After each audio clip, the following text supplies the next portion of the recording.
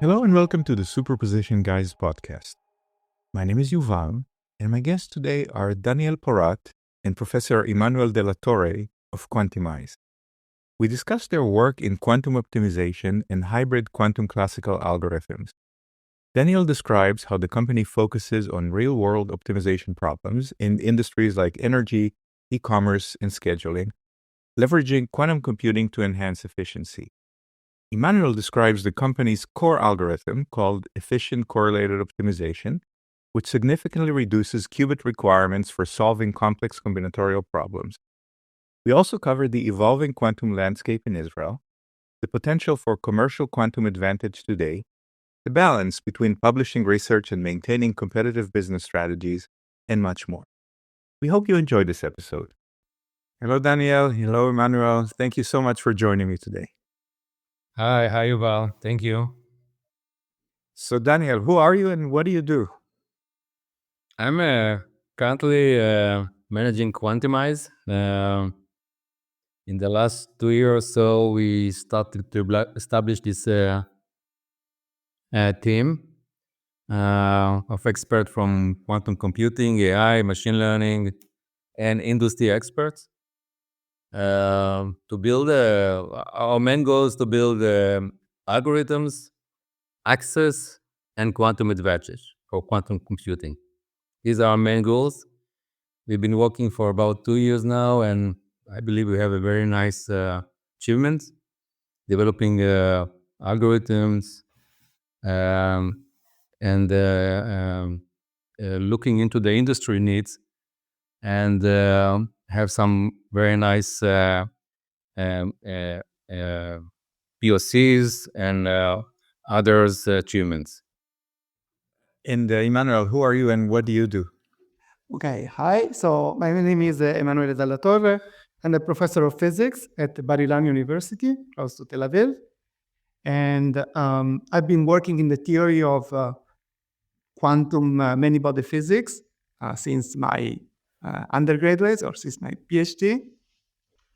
And recently, with the advent of quantum computers, I found them very interesting as a topic of research.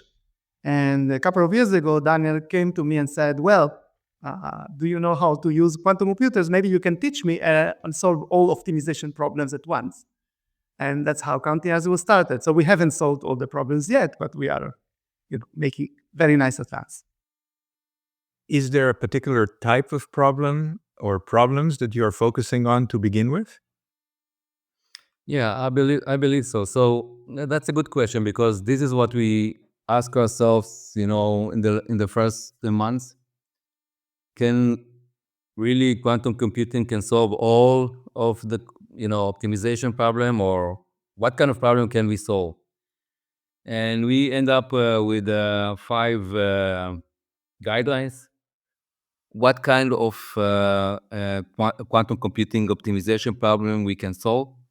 And based on these guidelines, we started to develop our technology. It's a very important process that we went through, because starting from the beginning, we understand that especially in the current status of the quantum computing, we cannot solve every optimization, and we should focus on the ones that can be solved in the near terms. And that's what we end up with, these 4 guidelines. Yeah, I think it's also important to focus on real-world high-value applications, because if you solve an optimization problem very efficiently, but that optimization problem doesn't bring any value, then your work is not very tangible. So that's why we actually came up with specific sectors that we would like to focus on, at least at the beginning. And that's where we have developed our first proof of concepts, where we applied the algorithms that we developed to solve real-life problems, especially in the fields of energy, for the problem of the power grid optimization, where we show the prototype that has up to 50% efficiency gain in implementation. And we're also looking at scheduling, which we find to be an exciting new frontier in time management based on quantum technologies, where we cooperate with the leading companies in the sector. And we also have other collaborations with commercial partners. I think I saw one of your white papers and it used a quantum annealer. Are your algorithms designed to work in the future on gate model machines as well, or are you focusing on the annealing technology?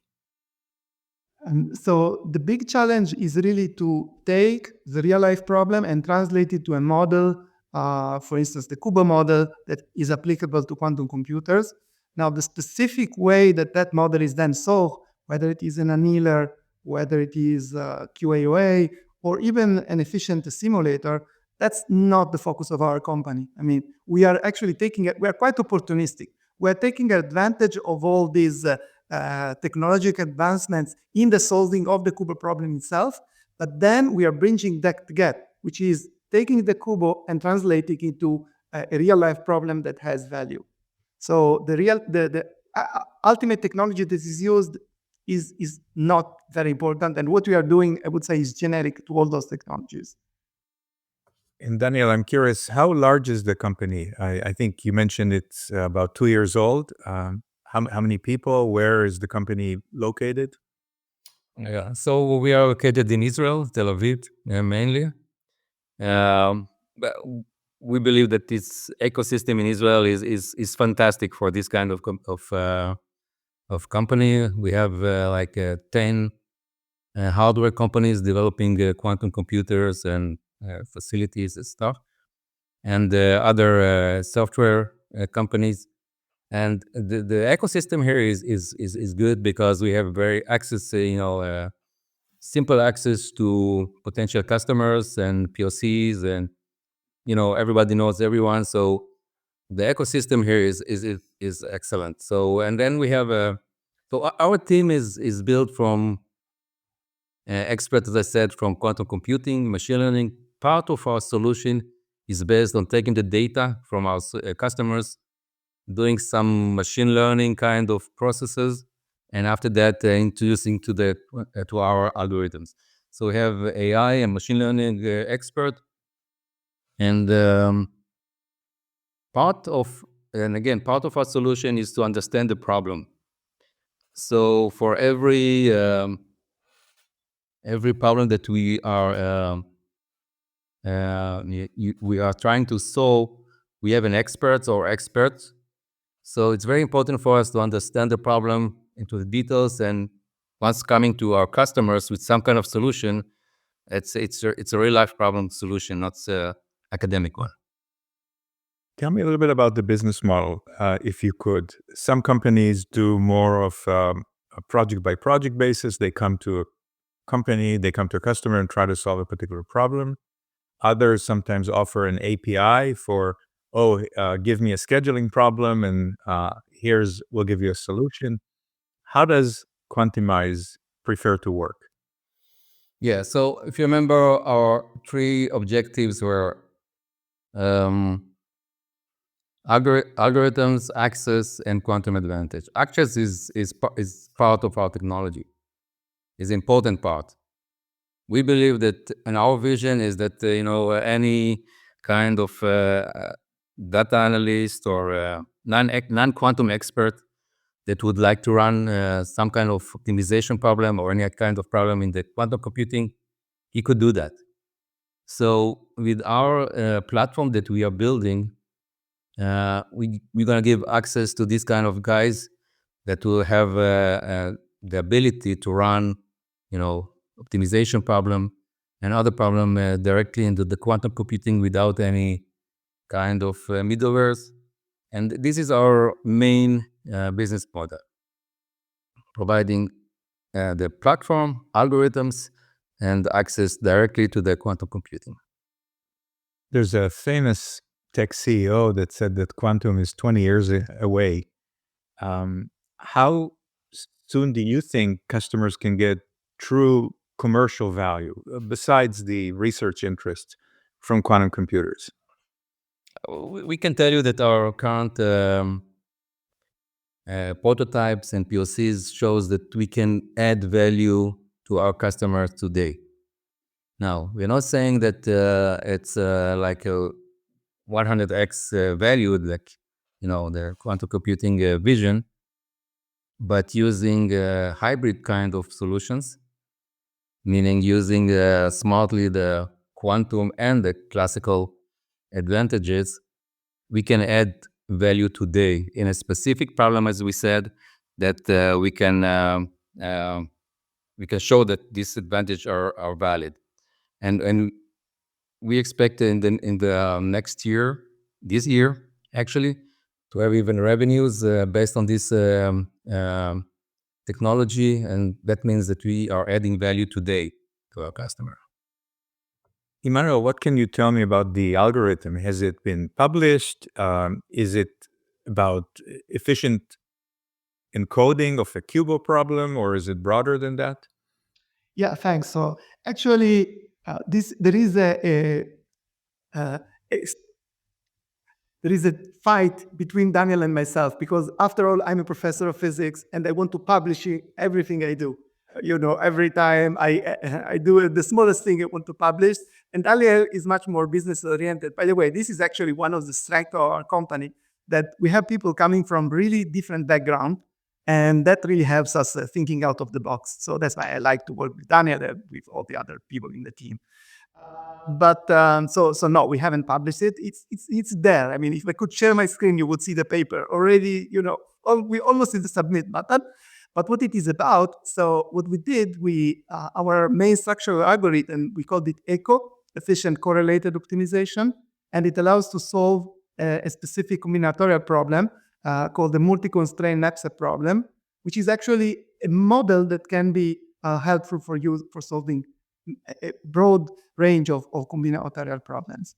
So what we showed in our paper, in our unpublished paper, is that, but you can see some of the results in the white paper, is that we can indeed efficiently map the problem to the hardware. So if we focus, let's say, on the current D-Wave hardware that has 5,000 physical qubits, we can solve the problem that has up to 100 items and 200 constraints in a situation where the conventional mapping would require 800,000 physical qubits, which are, of course, unavailable.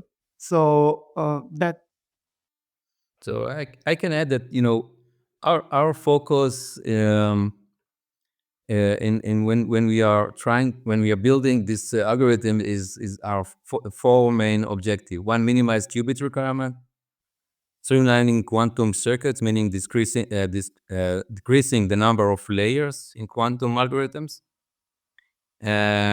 Optimizing for real hardware, meaning replacing complex hardware challenging operation with more efficient native operations, and using hybrid solution. These are the four main objectives when we are building our algorithms, and we find it very, very useful especially in the current very challenging ecosystem of this technology.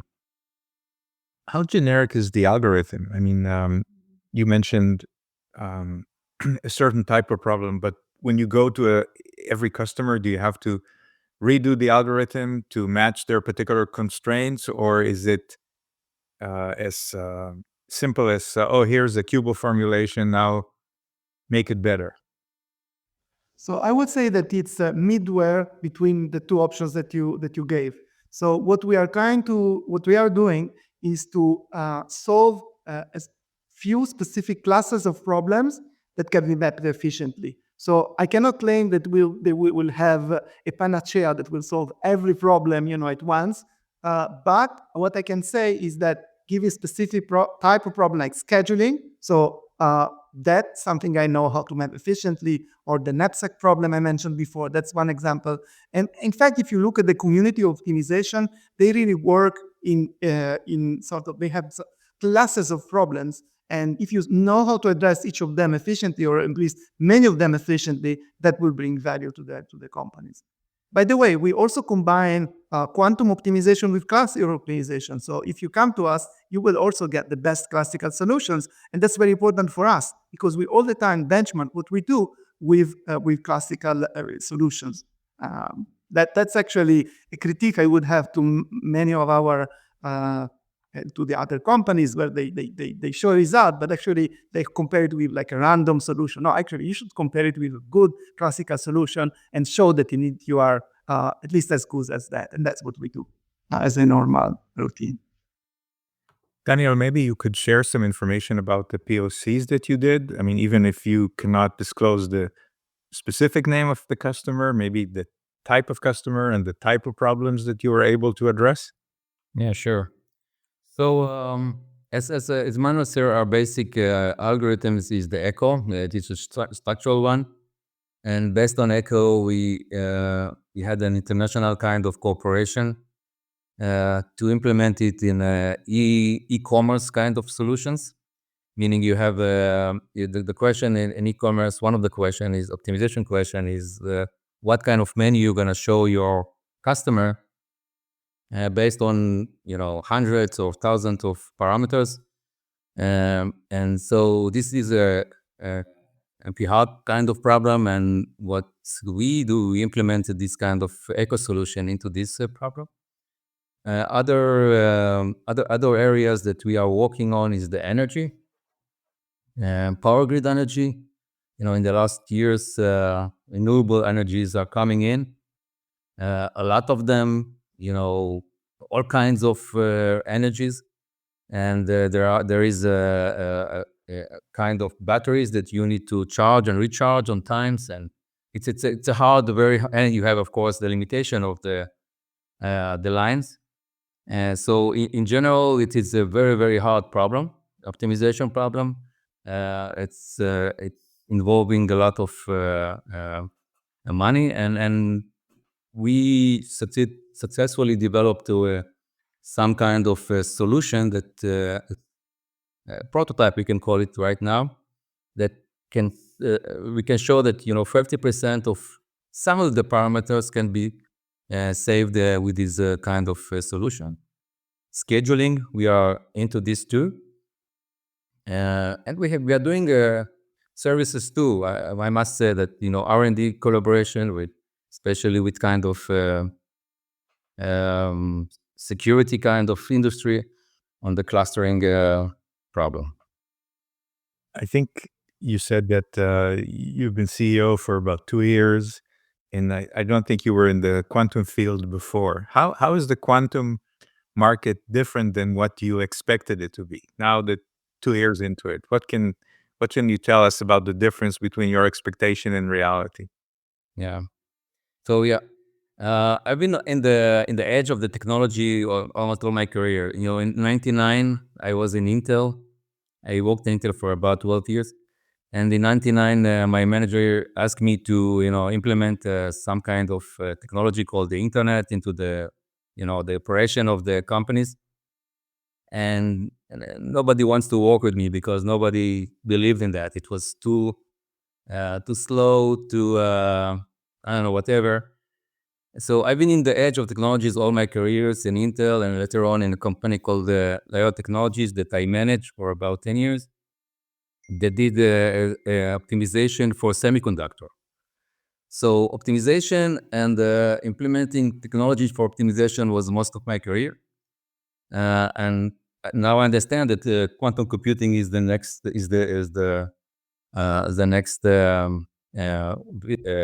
the next technology to solve these kind of problems, because we in the classical there are not good solution for real hard problems. So coming into the quantum area was very, very interesting, especially working with Emanuele and his team. It's always been a very nice trip. Process until now, and hopefully will continue. And as we get close to the end of our conversation, I wanted to ask you a hypothetical. If you could have dinner with one of the quantum greats, dead or alive, who would that person be? Maybe Emanuele, you go first, and then Daniel. I think definitely Richard Feynman, whom I value for his capability of letting people interested and passionate about what they do. I've seen some. I haven't met him in reality, but I've seen movies of him where he was already aged, but so passionate about the topic, and you could just listen to him forever. So something about communication. I think in today's world is so important, and that's something I always try to improve. I mean, I think I'm okay with solving equations, but how to explain them and how let people understand their importance, that's something I think is very important in today. And Daniel, how about you? Well, as you said, I'm not coming from the quantum academy, but I would love to, have a dinner with some of the visionary guys from the companies that building these kind of solutions or hardware, like in Google or IBM or IonQ, and understanding their, what kind of process they're looking for, timeline and stuff like that, and technology. This would be my dinner of preference. I think that is hope is easier to realize. We could just you could just arrange a dinner. Yeah, we will do that. I mean, hopefully. Very good. Emanuele, Daniel, thank you so much for joining me today. Thank you very much. Thank you, Val, for your interest for Quantymize.